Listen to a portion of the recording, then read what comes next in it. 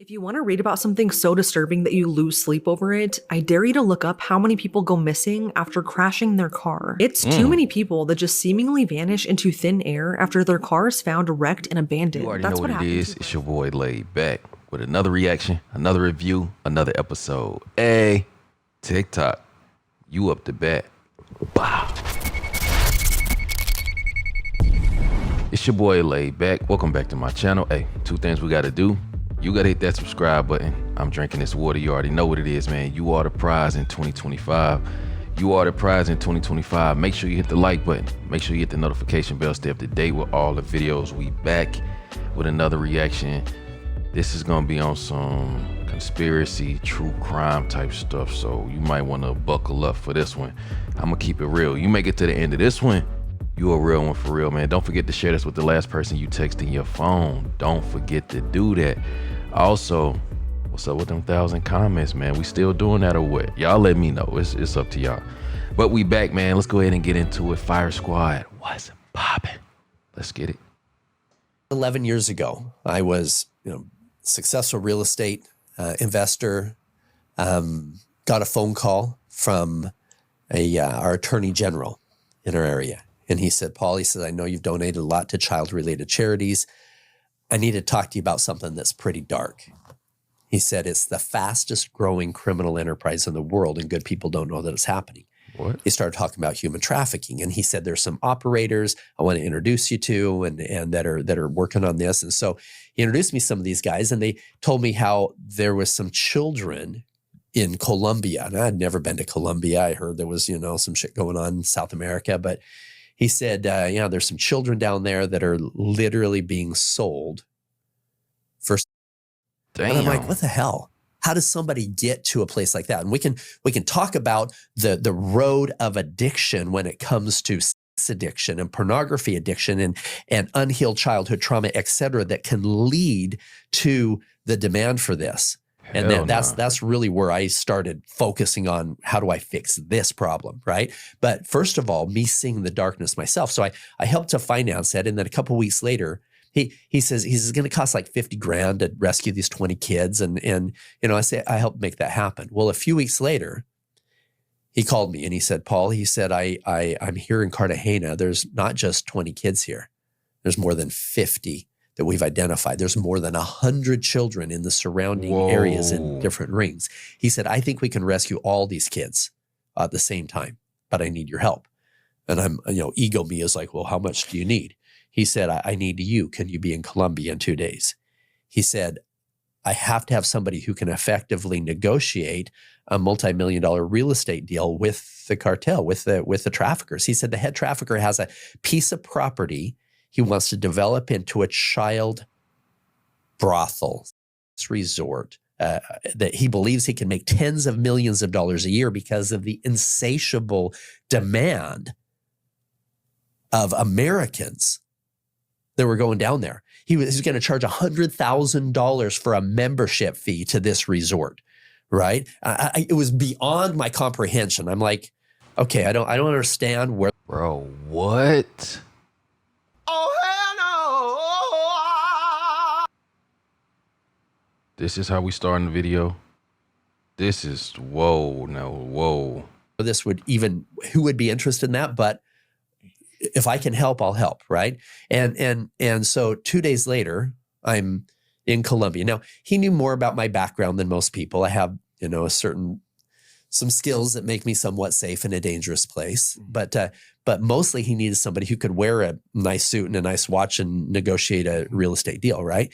And I'm sitting with these guys. Now, here's what's interesting. I thought, okay, I'm going to meet traffickers. These guys are going to have earrings in their noses and tattoos down their necks. The first trafficker I met was a businessman, clean cut, clean shaven, nice polo shirt, well-spoken. The next I met was a beautiful woman. She was a model. She actually was in the contestant for Miss Cartagena. If your audience has seen the Sound of Freedom movie, she's the Giselle that, was putting together the entire operation, et cetera. And I'm sitting there, I'm thinking, these guys aren't what I would expect. And they started talking about what they were doing and who their customers were and all this stuff. And I thought, this is dark.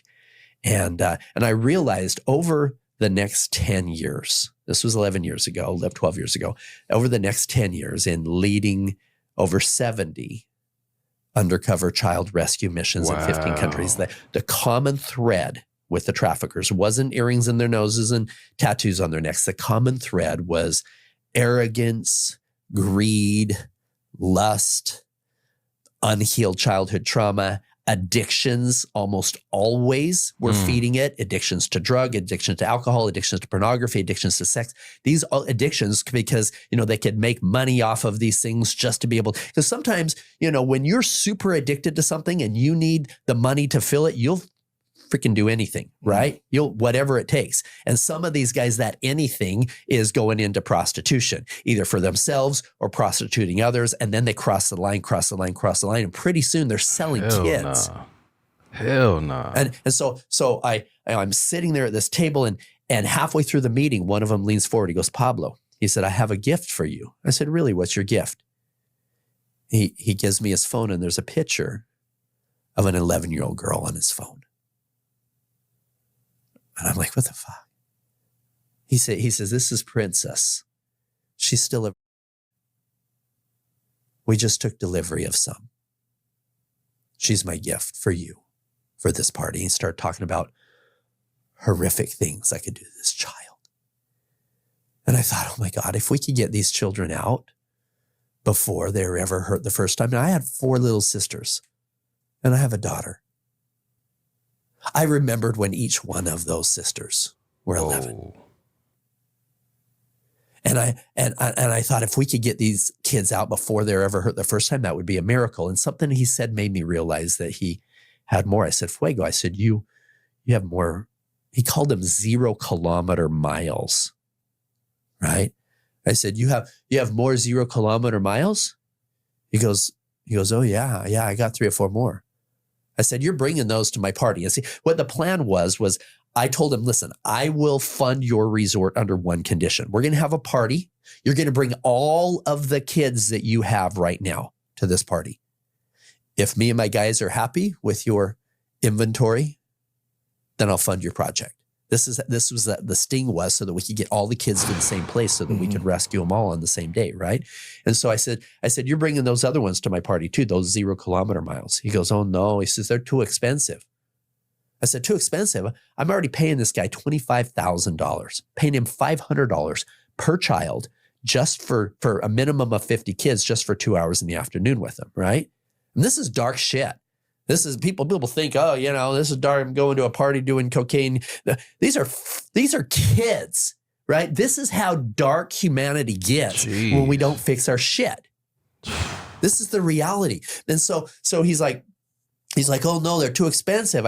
He said, I already paid him $25,000. He says, Jefe, he says, if you want to those other, it's going to cost you maybe $2,000 for that one. It's going to maybe $5,000 for the little one. It's going to cost you maybe $10,000 more. Now at this point, I'm legitimately pissed. No acting involved. No undercover. I'm fucking want to shoot him in the head, right? And I put my hands on my chest and I'm like, you don't think I can afford an extra $10,000? This is eagle me coming through. I've got a nice watch. I've got $2,000 cufflinks on. I've got. I'm playing this part of this wealthy playboy, right? And I said, you don't think I can afford an extra $10,000? He's like, oh no, Jefe, no. I said, I want every one of those virgins at my party. I said, they damn well better be virgins when they get there. They're not for you. They're for me. You understand? He goes, oh yeah, Jefe, I understand. This stupid smile. 2 weeks later, we go back down. We meet with the U.S. Embassy, the Colombian federal agents. They provided like 40 agents for us. 4 of them were our waiters. 4 of them were our maids. 4 of them were our cooks. They're not very good cooks, but they're armed. God. And 25 were there to storm the party. And these guys showed up with 54 kids. We had 3 separate cities going on at the same time. Total over 120 children that day were rescued. And I'm sitting there at this table with these guys and negotiating this. And we put all the kids in the house area because we're waiting for the federal agents to rush in. And there was a delay. We do the signal of ordering tequila. Boom, the federal agent's supposed to come in. They didn't come. We're sitting there with traffickers. Later we found out that it was a major issue on their end, but it was almost a 45-minute delay. That delay, after we ordered the tequila, then one of the traffickers gets up. He goes, "Okay, time for the party to start." He gets his cocaine out. He's putting the cocaine. Other traffickers go in, bring the kids out. I'm like, shit, we can't. Where's the agents, right? And I talk about that in the Sound of Freedom book that's coming out, all the details of the emotion and going through all of that. So and they bring out these 4 0-kilometer miles. There was an 11-year-old boy from Haiti. They gave him cocaine that morning because he was so scared it was going to hurt, right? There was this little girl, the same one he showed me on the picture on his phone, stands her in front of me. She's got long red braids. Her makeup is all smeared because she had been crying. She has a little kitty cat face on her shirt, little pink kitty cat. And I'm sitting on a chair and she's standing up and she's eye level. This was one of the hardest moments of my life. This is what changed everything. All I could see was fear.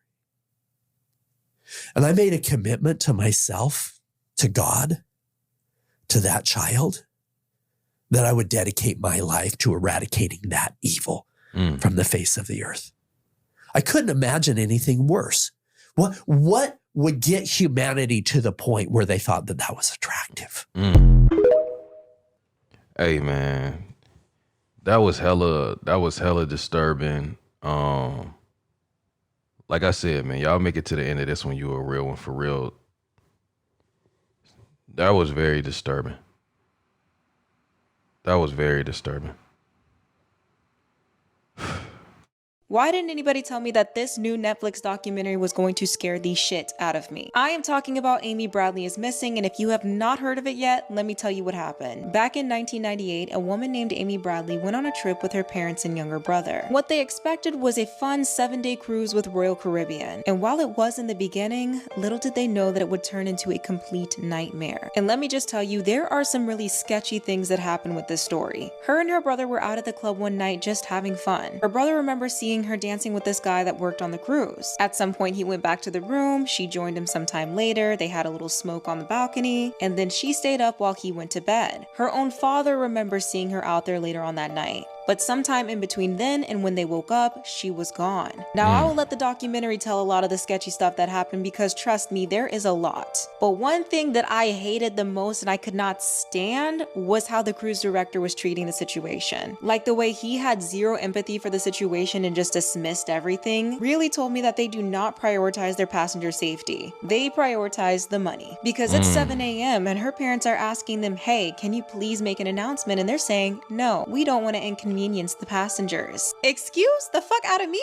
I'm sorry, but that made me so mad. In my last cruise nightmare video, I was talking about the first time I went on a cruise with Carnival. And hearing this story makes so much sense with why I was being treated the way I was. I had a housekeeping person and she was so nice and she always made sure that I made it back to my room every single night. And I think it is because they know stuff like this can happen, especially when you're traveling alone. Please be careful, because she wasn't even traveling alone and this happened. But you guys, this is definitely a documentary that I recommend for you to watch. There's 3 episodes and it's going to throw you down a rabbit hole. Again, it's called Amy Bradley is Missing and you can watch it right now on Netflix. If you've seen it, I want to know your thoughts, so go ahead and let me know in the comment section.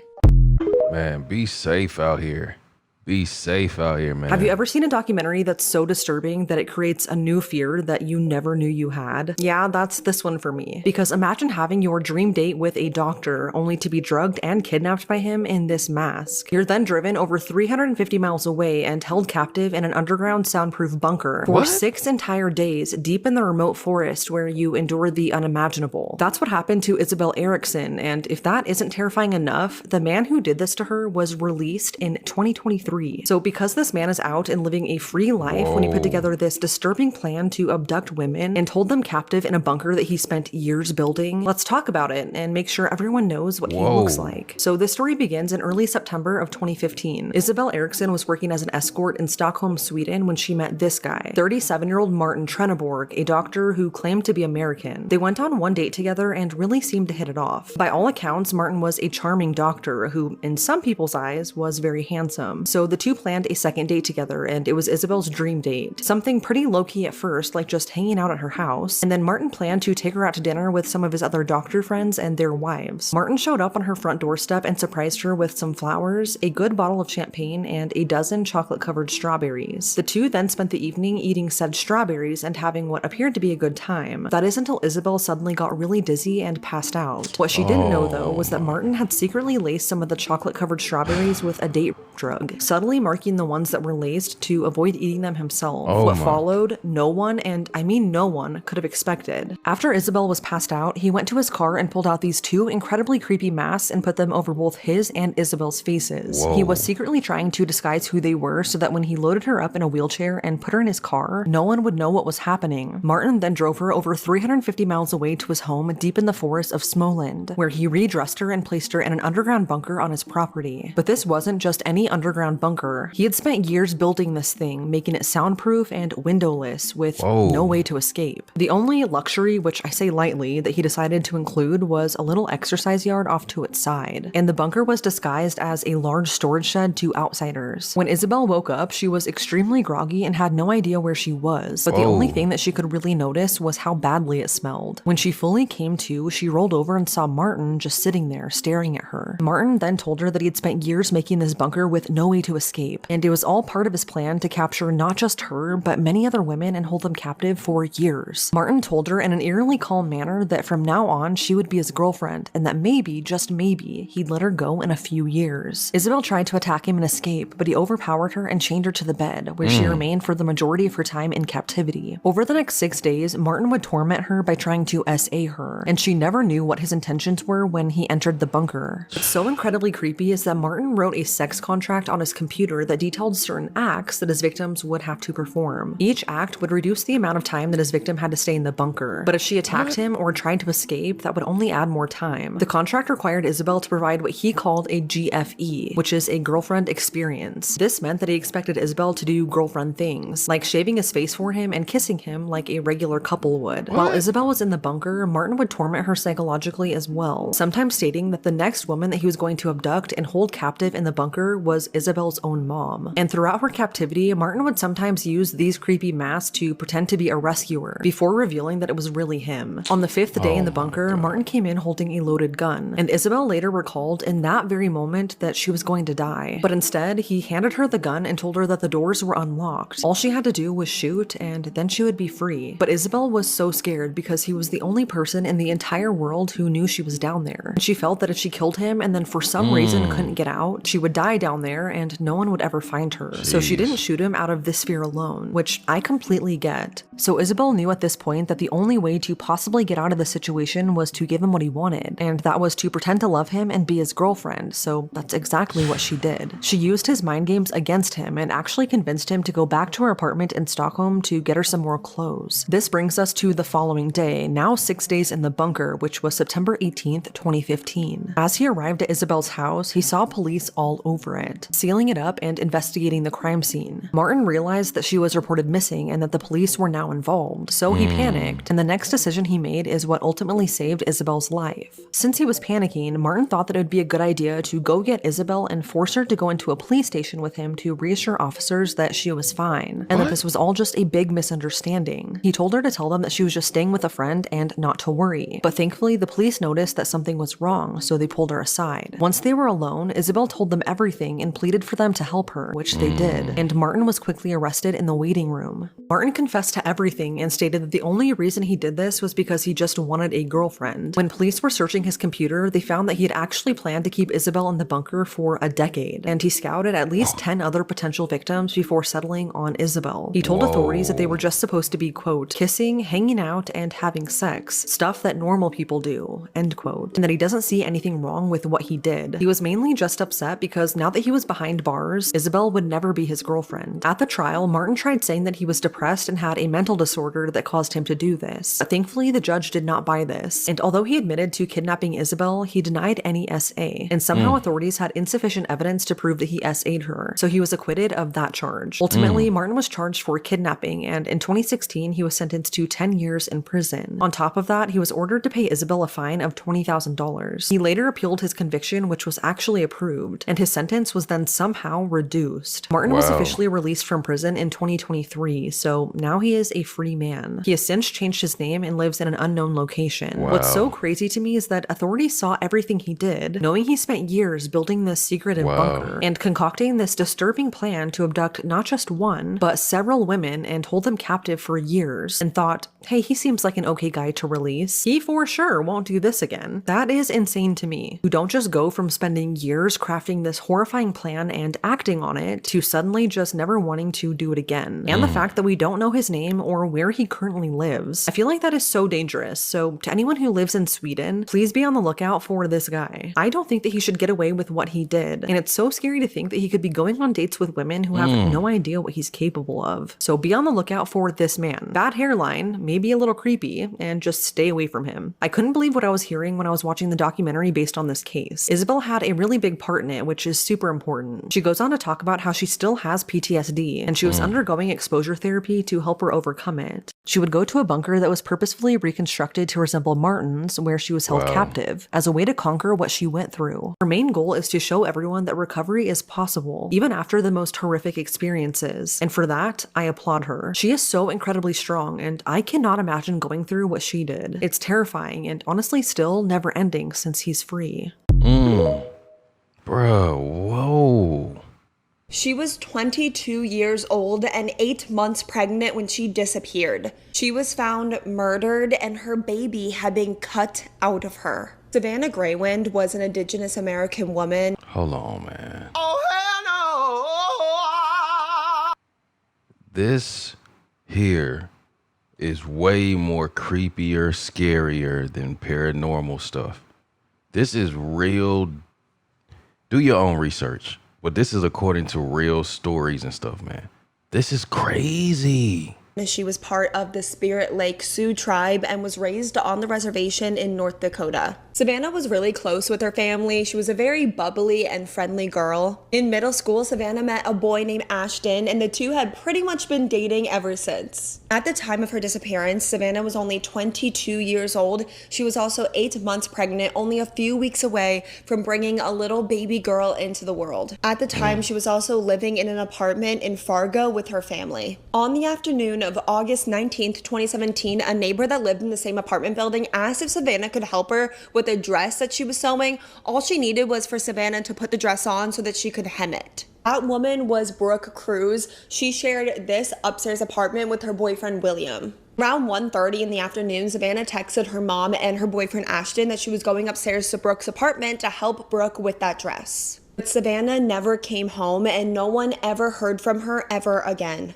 A while later, her mom starts getting worried because it's taking a long time, so she sends Savannah's brother upstairs to the apartment. He knocks on the apartment door, but no one answered. So then her dad goes up to the apartment, and Brooke answers the door this time, and she says that her and Savannah are almost done sewing the dress. But hours would pass, and hemming a dress does not take that long. So finally, Savannah's mom goes upstairs to Brooke's apartment, and when Brooke answers the door, she's really confused, and she tells her that Savannah left a long time ago. And this just did not make any sense. Savannah's wallet and car were still at the apartment. She's not answering her phone. So that evening, 22-year-old, 8-month pregnant Savannah Greywin was reported missing. When police arrive, obviously the first thing they want to go do is go check Brooke's apartment because that's the last known place that Savannah was. Brooke is really cooperative. She lets the police right into her apartment without a search warrant, and she's not acting like she has anything to hide. And during that initial search, police did not find anything suspicious in Brooke and William's apartment. Police actually searched Brooke and William's apartment like 3 times in the next 2 days, and they did not find anything.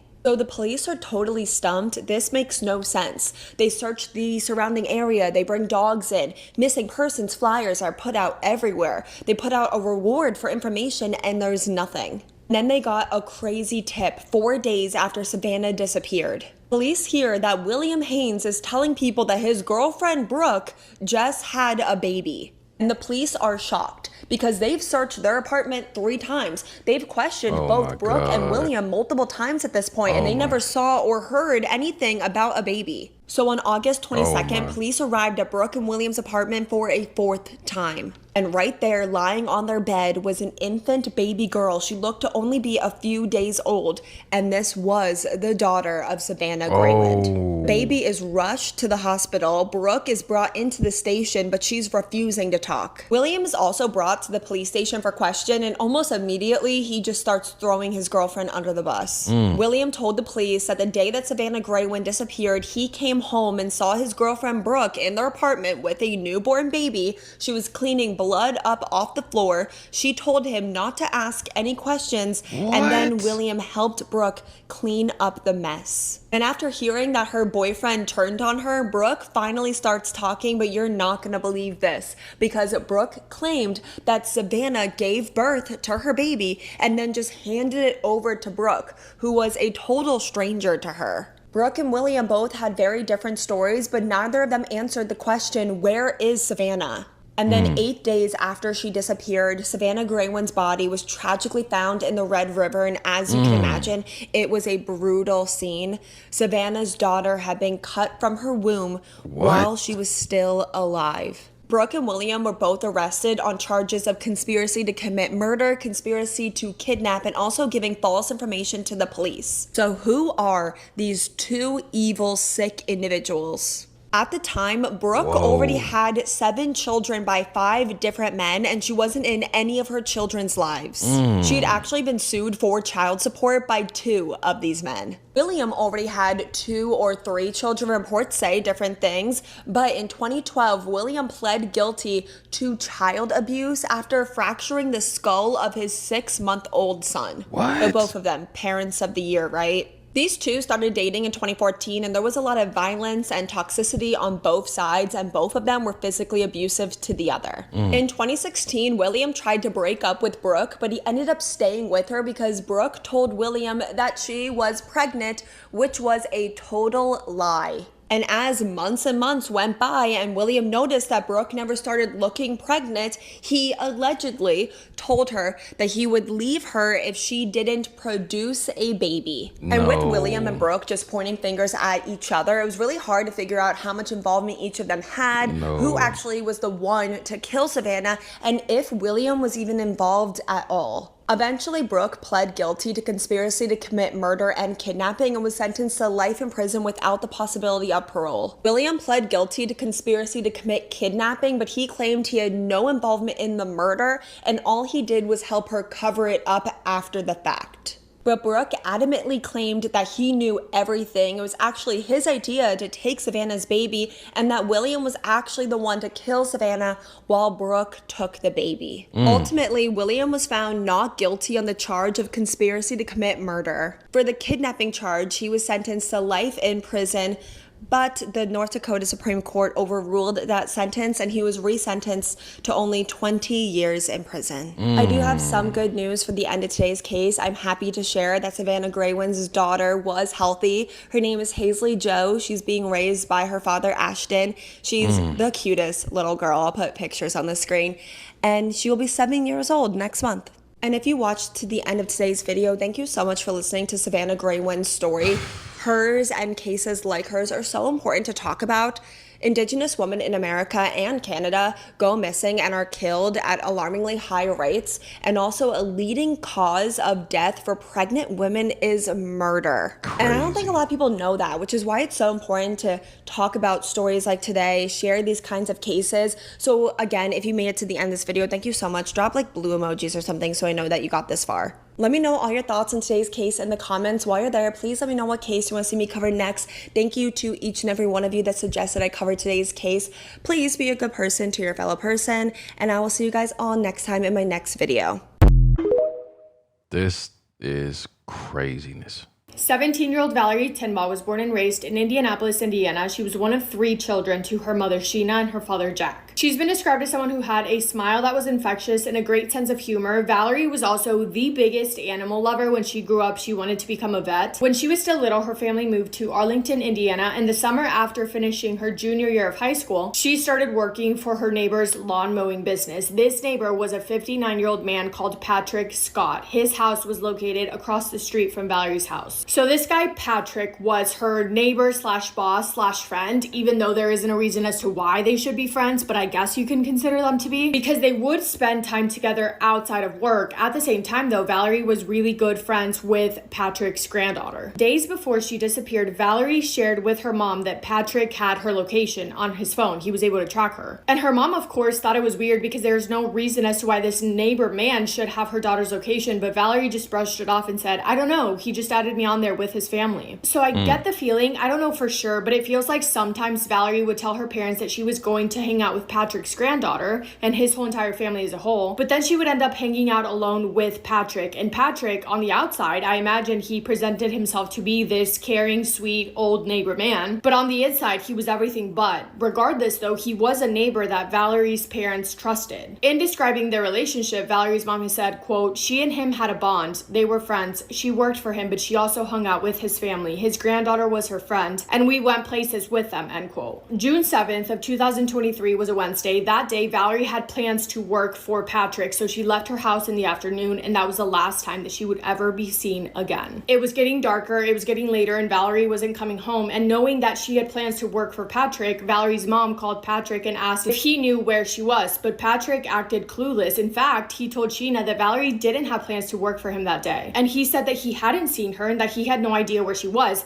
That same night, Patrick, along with his wife, went over to Valerie's parents' house, and they were saying that they didn't know anything, specifically Patrick, and he brought up the idea of Valerie running away on her own accord. Valerie Tindall was reported officially missing by her parents the following morning, June 8th. Luckily, law enforcement took it seriously from the very start, and they put out an alert for the public asking for everyone to be on the lookout for Valerie and reported that she was believed to be in extreme danger. Officers met with Valerie's parents, going over her last known location and learning that she had left the house that day to go and work for Patrick, which of course led investigators to questioning Patrick, questioning potential witnesses and or other neighbors, just trying to get an idea of where she could have gone or what could have possibly happened to her. Patrick Scott, from the very beginning of the investigation, proved himself to be a liar because he could not keep his story straight. In the first conversation that he had with police officers, he told them that he didn't see Valerie at all on the 7th, and then after a witness came forward and said that she saw Patrick and Valerie together on the 7th, Patrick then said, oh yeah, I did see her on the 7th, but I dropped her off somewhere and I don't know what happened to her after that. When that was proven to not be the case, Patrick changes his story again and says, okay, yeah, I was with her on the 7th and I didn't drop her off. We were at my house together, but then I left because I had to go to work. And I don't know what happened after that, but that was also proven to be a lie because Patrick did not go to work that day. Damn. Needless to say, this guy was sus to investigators from the very beginning, and when he gave his phone to officers for them to search through it,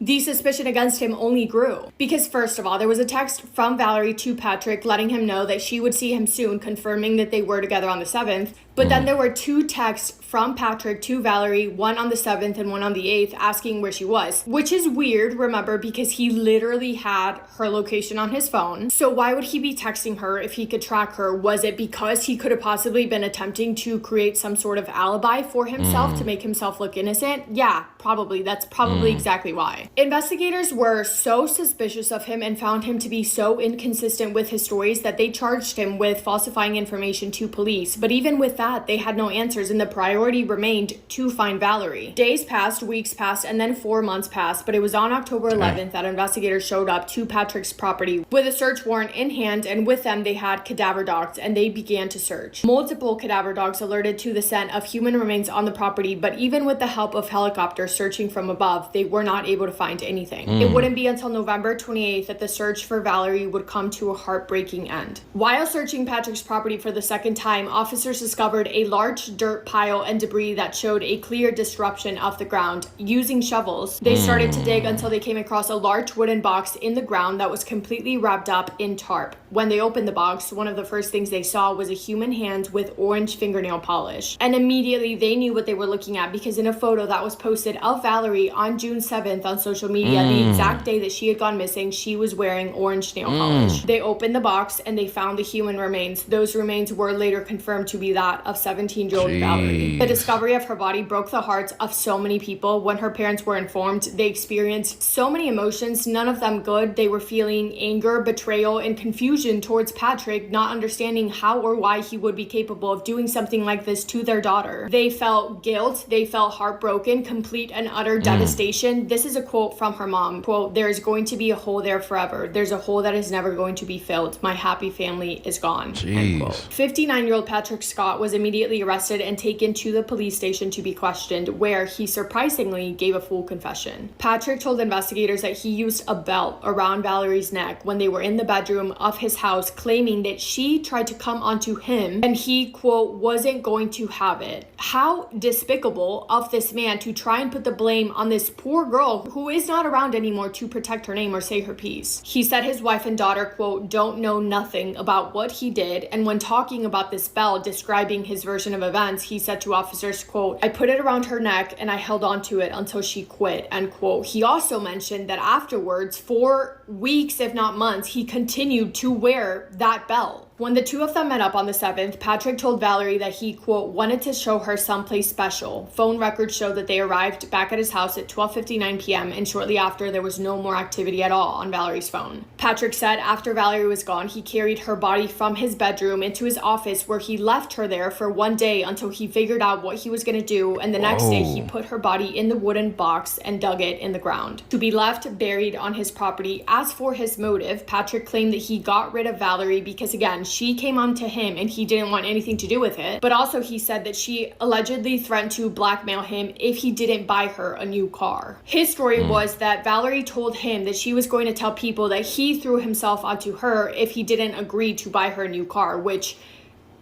makes no sense to me. However, he said that this wasn't something that he planned. He actually claimed that it, quote, kind of just happened, end quote. Patrick Scott accepted a plea deal, pleading guilty to one count of murder.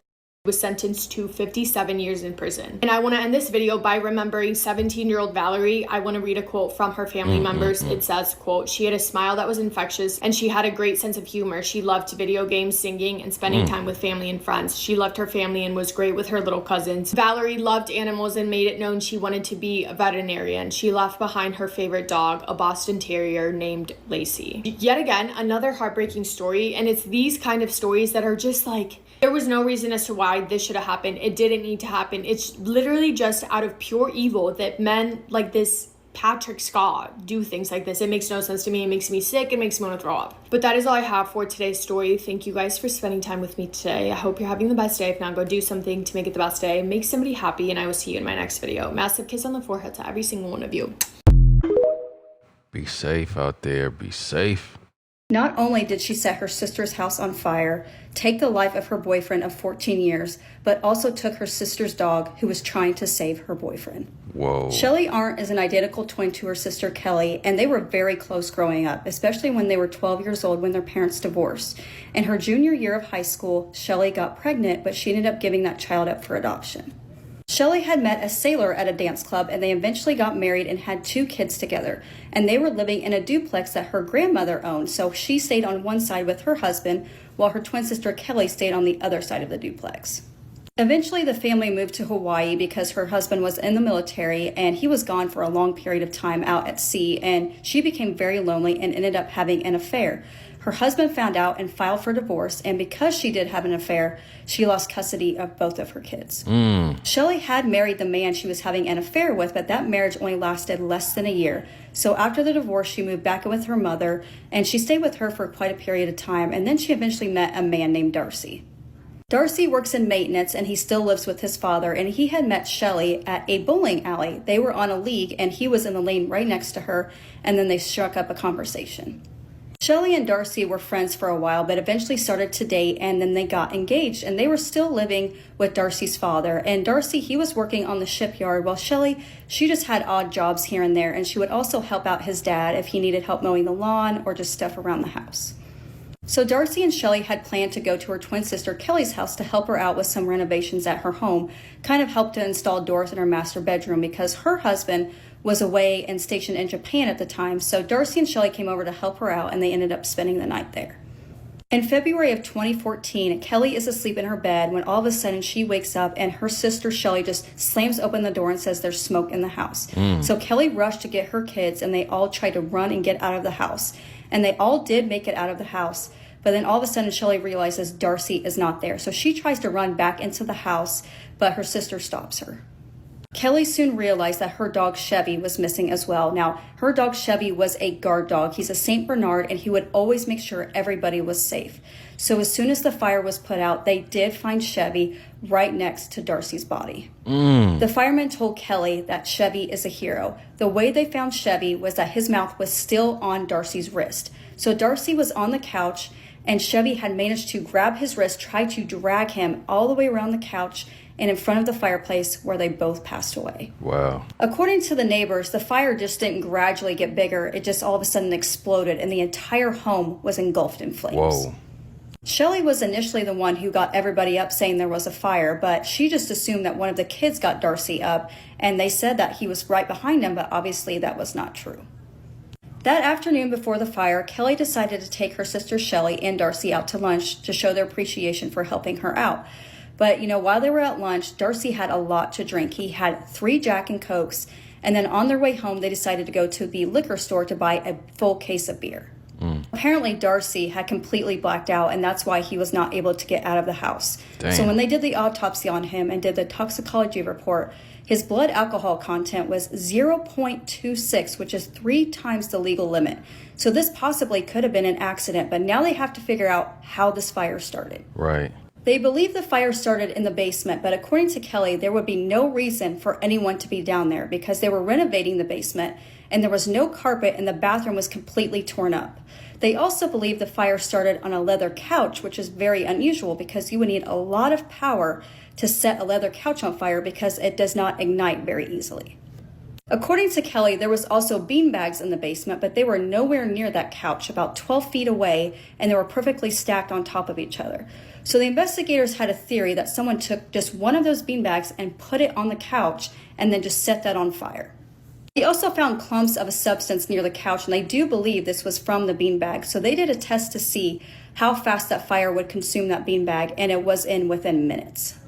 Now they know that this fire was set intentionally, and they are looking up Shelley's record, and it turns out she had set 2 fires on 2 separate instances within 24 hours at Darcy's dad's house. So it was a very small fire. The fire department came, put it out, but then 24 hours later, the same fire was set, and the fire department came and put it out, but decided to get the police involved this time. And Shelley, she admits she set the fire the second time because she was so upset. Shelley was then arrested on arson charges, and she spent 9 months in jail. The details she gave for the arson prior were very similar to what happened to Darcy. So she went to the basement, found some cloth and put it on a chair and decided to set that on fire. Whoa. Shelley was also arrested for 4th-degree DV assault. She had taken a sharp weapon and came at Darcy with it, and it did puncture him, but thankfully it just went through his clothing and did not puncture his skin. Whoa. But she was also arrested for that.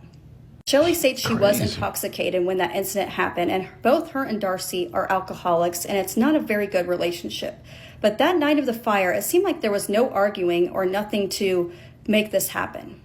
Shelley's sister Kelly had gone to bed, but Kelly's son had woke up in the middle of the night to go to the bathroom, and he overheard Darcy and Shelley arguing. She's asking him, why is your paycheck short? And he stated, well, they cut my hours, so I'm not getting as much money. And she became very upset about this. But, her nephew decided to go back to bed. He didn't think anything was going to happen, that they were just going to, eventually cool down and that would be the end of it. So the investigators decide to speak to Shelley, and she is very standoffish. She is just standing with her arms like this, stating, I have nothing to do with what happened. So she does agree to take a voice stress test so it's almost like a polygraph to see how your voice changes when you're lying. And she completely failed that, and now she decides to change her story. She states that it's possible she could have set this fire, that she blacked out multiple times that night. And eventually they did arrest her on first-degree homicide and also arson.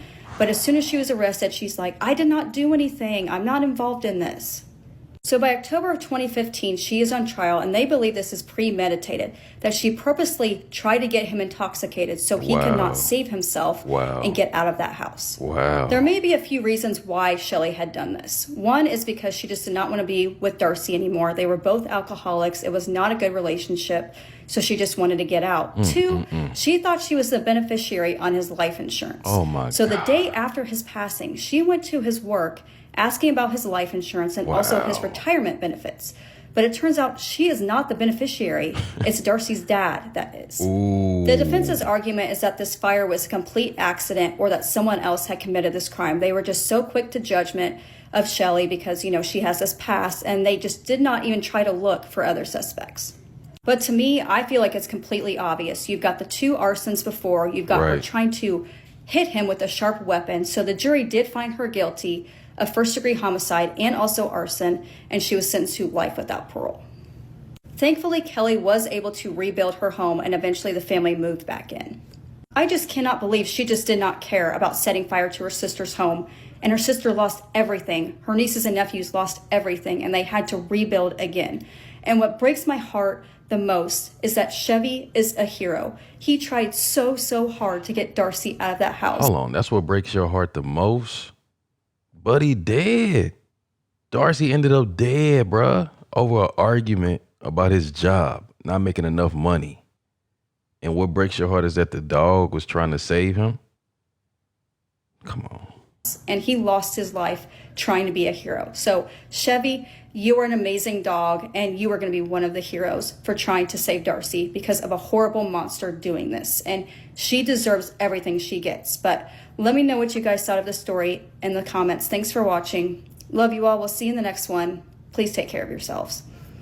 If you want to read about something so disturbing that you lose sleep over it, I dare you to look up how many people go missing after crashing their car. It's too many people that just seemingly vanish into thin air after their car is found wrecked and abandoned. That's what happened to Bryce Laspisa, but his story is a little bit different than the rest. He was driving back to his parents' home from college, and what should have been a 7-hour trip turned into almost 30 because he was just sitting in one spot for hours, not moving. He then wrecked his car after driving up an access road in the mountains, never to be seen again. This case is truly so disturbing, and it is still unsolved, so let's talk about it. Bryce Laspisa was 19 years old when he mysteriously disappeared on August 30th, 2013. He had recently moved to Rockland, California to study graphic design at Sierra College, and his whole freshman year went pretty well. He got good grades, had moved into an apartment, and got really close with his roommate, and he even got a girlfriend. He absolutely loved it, and when he went back to his parents' home in Laguna Niguel in Orange County for summer break, all he talked about was how excited he was to go back to school and see his friends and girlfriend. Bryce was an only child, so this made his parents really happy to hear that their son was doing so well on his own. But not long after his sophomore year started, Bryce began acting really strange. His entire behavior changed, and he became really withdrawn and depressed, and he started acting erratic. According to his girlfriend, Bryce started taking Vyvanse, which is a medication that's used to treat ADHD, which he did not have, and he definitely was not prescribed this. Vyvanse has some severe side effects though, like psychosis, depression, and mania.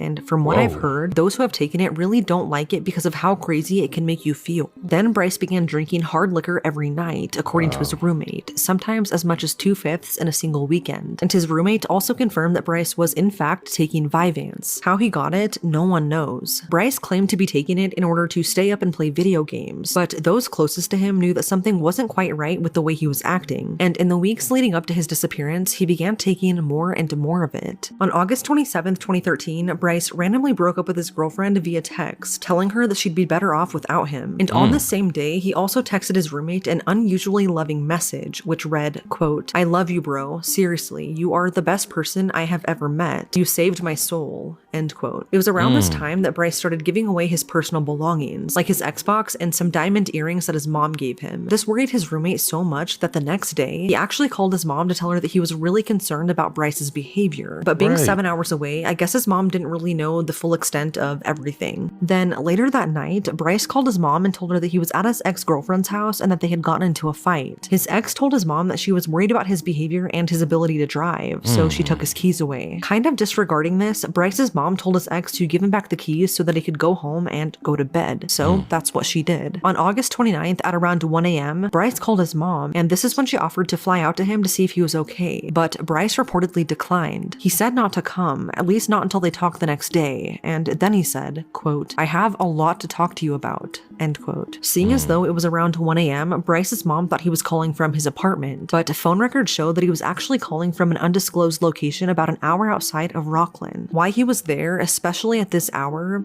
no one knows. It was clear that Bryce needed to come home, so he planned to drive back to his parents' home in Laguna Niguel the next day. It was a trip that should have only taken about 7 hours, but Bryce never made it, and the circumstances that followed are incredibly disturbing. At around 11 a.m. on the 29th, Bryce's family got a notification that he had used their insurance for roadside assistance. After leaving Rockland, he had run out of gas in the town of Buttonwillow. After looking through the details, they found that Bryce had contacted Castro Tire and Gas, and after not being able to get a hold of Bryce, they called the owner of this service station. The owner told his parents that he had delivered 3 gallons of gas to Bryce after he ran out of fuel about 2 hours earlier, which would have been around 9 a.m. He offered to go back to the spot where Bryce was last known to be to check on him and see if he was even still there. And when he was finally able to go check at around 3 p.m., he was shocked to see Bryce still parked in the exact same spot. This was really odd because 6 hours had passed and Bryce was just sitting in his car on the side of the road, not moving. The owner told Bryce that his parents were worried about him and that it wasn't safe to just sit on the side of the road like this, and he kind of pushed Bryce to get back on the road and go home. The owner called his parents to let them know that he was still in Buttonwillow, but that Bryce agreed to finish the 3-hour drive back home. He watched as Bryce got back onto I-5 and drove away, and it appeared that everything would be fine, but that was not the case. After 3 more hours came and went with still no sign of Bryce, and after his parents weren't able to get a hold of him, they reported him missing to the Orange County Police Department. Luckily, they were able to track his phone, but what's incredibly odd is that Bryce had only made it a few miles down the road from the service station in Buttonwillow. Again, several hours had gone by, but Bryce had barely moved. The 2 police officers told Bryce that his parents were really worried about him and that he should call, but he seemed hesitant to do so the police actually dialed for him. Again, Bryce said that he would finish the drive home, and off he went, back onto I-5. According to authorities, Bryce seemed coherent and friendly, and he didn't seem intoxicated, and no drugs or alcohol were found in his car, so no one really thought anything of his strange behavior. The last time that anyone would ever hear from him was around 2 a.m. He called his mom one last time and told her that he was way too tired to finish the drive. He said he was going to pull over off of I-5 onto the side of the road in the Sierra Pelona Mountains to get some sleep, and that he would continue the drive in the morning. His mom fully expected to see him the next day, but that never happened, and what happened after this has never been explained. About 15 minutes later, Bryce was seen on security footage from a nearby business turning onto a mountain/access road, not just once, but twice. Why he kept going up and down this road when he should have been sleeping like he said, no one really knows. But after this, Bryce vanished. About 6 hours later, Bryce's parents got a knock on their front door, and they opened it with excitement to greet their son. Only it wasn't him standing there. It was a California Highway Patrol officer who then told them the worst news any parent could ever hear. They told them that they found Bryce's car wrecked and abandoned near Castaic Lake. His car had been driven off of a 25-foot embankment near Castaic Lake. The rear window had been shattered, and all of his personal belongings, including his phone, laptop, and wallet, were all still inside. But Bryce was nowhere to be found. So this led to a massive search for him, which included divers searching Castaic Lake, but absolutely no trace of Bryce was ever found. Police brought in tracking dogs, which traced his scent across a bridge to a nearby truck stop, but after that, the trail went cold. Nothing has ever been found, and to this day, Bryce remains missing. Just a month after his disappearance, charred remains were found near the very same lake, but it turned out to not be Bryce. And then 4 years later, a human skull was found in the same area, but that also was found to not be him. What are the odds though? It kind of makes you wonder what's really going on in that area. Although we don't know what exactly happened to Bryce, there are a few theories. One theory is that he ran away to to start a new life. That would explain why he gave all of his personal belongings away or left them in his car, and why his scent was traced to a truck stop after he disappeared. Another theory is that he wanted to end his own life, which would also explain why he gave away his personal belongings. It could be that because he was taking Vyvanse when he wasn't prescribed, he could have had a psychotic break and chose to end his own life. Or he could have very well just accidentally crashed his car, and in doing so, he suffered a head injury that caused memory loss. One theory is that he doesn't remember who he is as a result of the crash, and is alive somewhere not knowing what really happened to him. And of course, another theory is that he really did die sometime after crashing his car, either as a result of his injuries or maybe just dying of exposure, and he just hasn't been found yet. It's just weird that no trace of him has ever been found. A lot of people judge his family for not going to him sooner when they had multiple opportunities to. I'm sure it's like a hindsight thing, and I'm sure now they really wish they had. Some reports early on in the investigation said that Bryce could have had a more strained relationship with his family than they let on, and that he possibly thought they were too controlling. But how true that is though, I don't know. But even so, his parents do deserve closure, and they deserve answers as to what happened to their only son. This is a case that I will never stop thinking about, and I've already said it multiple times, but there are too many cases where people just up and vanish after crashing their car. It is terrifying, and it does need to be studied, but it's now been 12 years, and whatever happened to Bryce after crashing his car that summer night remains a mystery. Jeez. These stories are so mind-blowing. Love can make us do crazy things, especially things that we regret, and this is exactly what happened in this case. She loved her husband so much, no matter what he did, but one day she just could not take it anymore. Eve and Tim are originally from Chicago, and in 1992 they met at a friend's party and they instantly fell in love. And when they were both 16 years old, they both moved out of their parents' house and moved in together, and Eve ended up getting pregnant with their daughter. Tim at that moment decided that him and Eve needed to get married, so they were planning for a wedding, but something had happened. So in August of 1994, Eve is about 9 months pregnant. Tim was at home, and Eve was getting out of the car going into her apartment when a man suddenly approached her and just started assaulting her. So Tim comes running out, and he has a firearm, and he is threatening this man, but he eventually fires that weapon into the man's foot. So instead of arresting the man that assaulted Eve, Tim was arrested on assault charges. So he was arrested and taken to the jail, and this put a lot of stress on Eve, and she went into labor. So she had to deliver her daughter without Tim because he was locked up in jail, so he missed the entire birth of his daughter. Eve and her daughter would regularly come visit Tim while he was locked up, and he was finally released in 1995. And on the way home, after just picking him up from the corrections facility, they decided to go to the courthouse and get married. So eventually the family moved to Fond du Lac, Wisconsin, and it was very hard for Tim to find a job because of his felony. So basically, Eve was the breadwinner in the family. She worked at an assisted living facility. Tim never really had a steady job, so he basically became a stay-at-home dad, and he would take care of his daughter. He loved to cook, so he would cook for his wife after she got home, but at night he would like to go out. So after he would cook dinner for Eve, he would eventually go out, and that would be his downtime. In November of 2013, Eve calls to report her husband Tim missing. It was Tuesday, and he had been missing since that previous Friday. The town where the couple lived was a very small, quiet, safe town, and Tim loved the big city lifestyle. Of course, he's originally from Chicago, and Chicago is huge, so he couldn't really go there to hang out because it was 3 hours away. So the closest place he went to was Milwaukee. And according to Eve, he was not there just to socialize and hang out. He was actually looking for narcotics. So Tim was having difficulty finding a job because of his felony, so to make some extra money, he decided to start selling narcotics. And apparently he was using more than he was selling. So, Eve was not only supporting the family, but also supporting his habit. And it turns out that Tim was also being unfaithful. Tim at first was trying to hide his cheating, but after some period of time, he wasn't even trying to hide it. He would stay with a girlfriend for a couple days, even up to a week at a time. Dang. And Eve's family was like, why don't you leave him? And she says, I'd rather have some of him than none of him, because she's been in love with him since she was 16 years old. Wow. Eve told investigators that her and Tim often fought, and that Friday they did have an argument, so he decided to leave, and she just assumed he went to Milwaukee and he would be back in a couple days.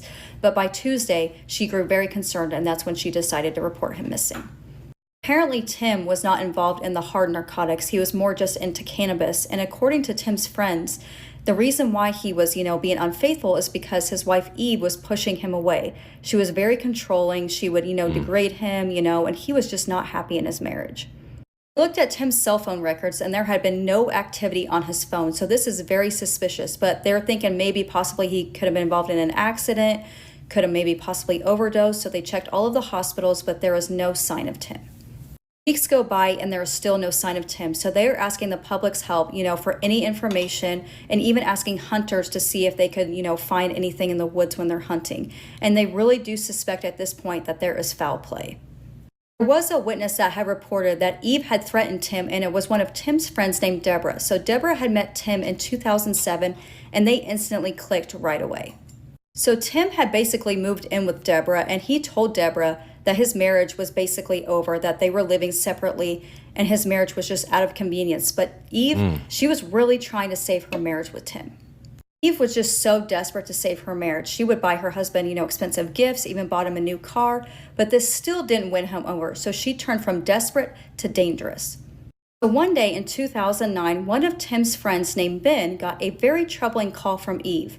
Eve had called Ben stating, "You need to come get your friend out of this house before I do something I will regret." Whoa. So Eve was right in front of Deborah's apartment, and she demanded that Tim come out of that house. And Ben, he was very worried for his friend, so he rushed over to the house. So Deborah is inside the house with Tim, and she just hears Eve outside the door just yelling Tim's name, and she just busts in through Deborah's door. Whoa. Deborah states when Tim heard Eve calling his name, he went out from the bedroom, and he was at the top of the stairs, and Eve was down there aiming a weapon at him, and she says, "I'm going to kill you." Whoa. Thankfully, Ben got there just in time, and he intervened, and he pulled Eve away. So eventually, Ben went to talk to Deborah so Eve and Tim can kind of, calmly talk over the situation. Whoa. But Deborah at that point, she was like, "I'm going to dump Tim because someone's going to get hurt if I don't get out of this situation." Even though Deborah had broken up with Tim, Tim still had a couple girlfriends over the years, and one of his friends had witnessed another incident in 2013.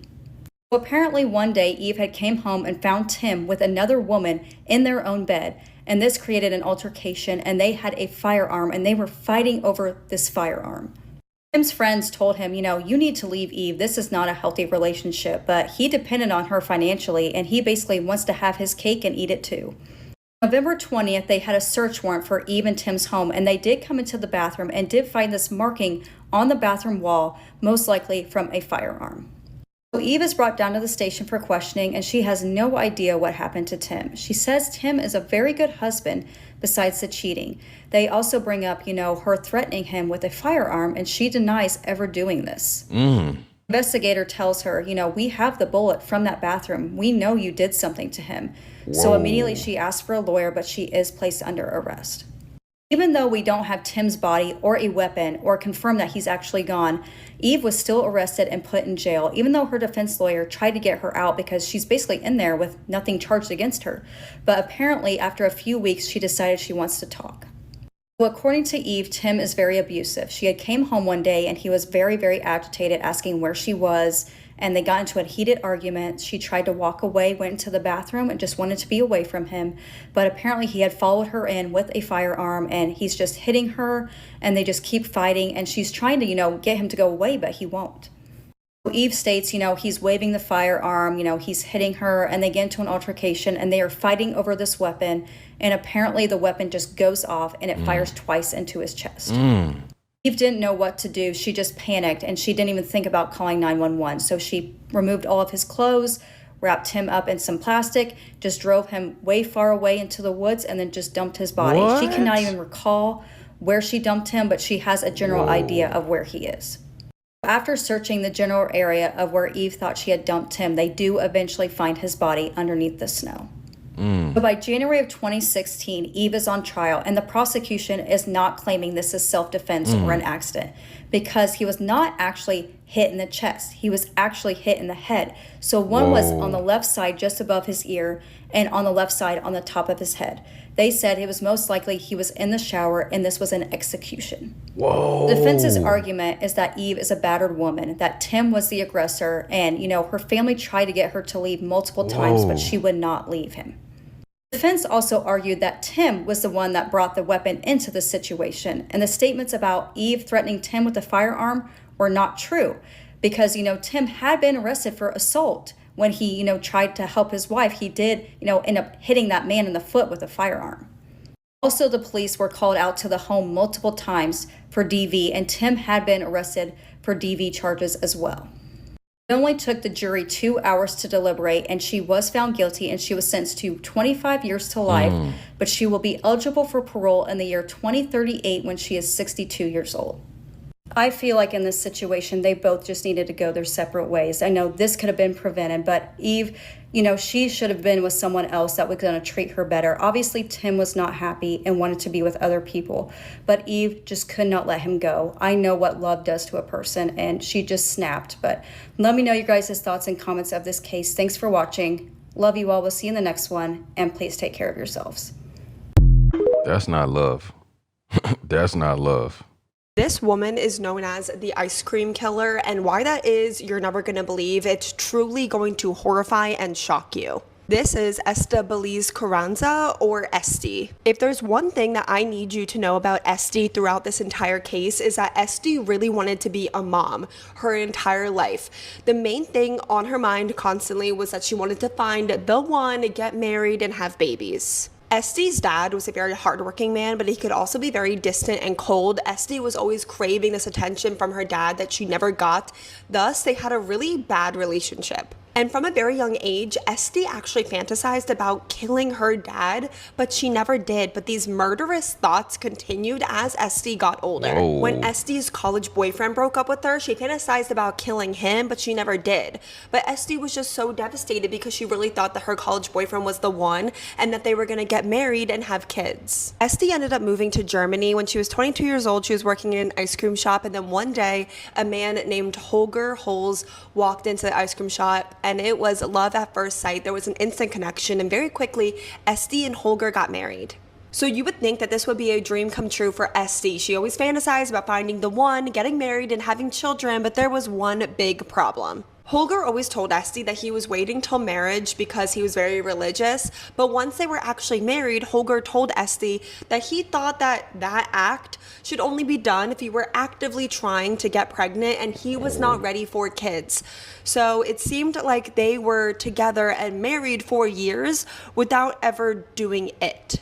After Wow. 5 years of marriage, Holger tells Esty that he's ready to have kids, but only if Esty is willing to move to an entirely different country with him and open their own small business. He wanted to open their very own ice cream shop.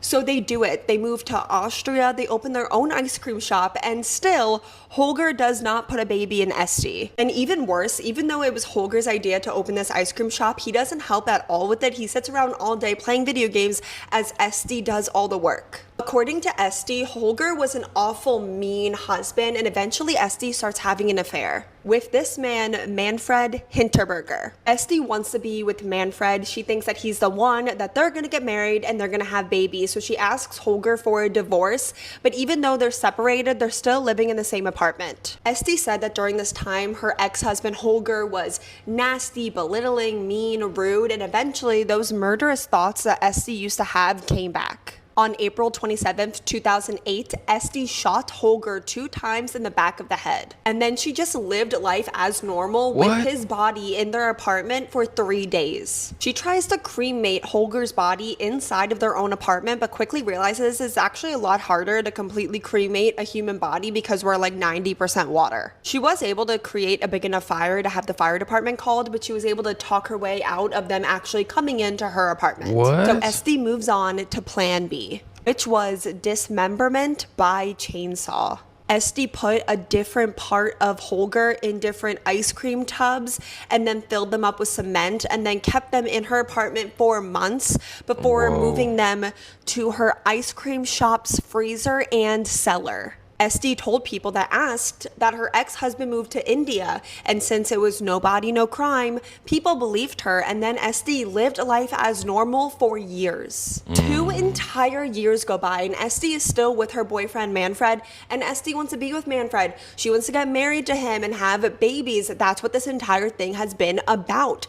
Esty wants to find the man of her dreams and start a family, but Manfred tells Esty that he's just not quite ready to commit to her. So So Esty goes through Manfred's phone and actually finds out that he's cheating.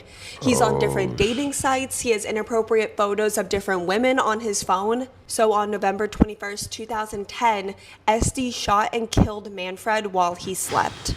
And then she did the exact same thing that she did before with Holger's body. Chainsaw, ice cream tubs, concrete, and then stored Manfred's body right next to Holger's in the ice cream shop's freezer. A few weeks go by and Esty actually gets herself a new man. It's one of Manfred's friends, a guy named Roland, and Esty thinks that Roland is the one that they're gonna get married and have babies. But on the morning of June 6, 2011, it's been years since Esty has killed Holger and now Manfred. Esty goes to her ice cream shop and learns that the jig is up.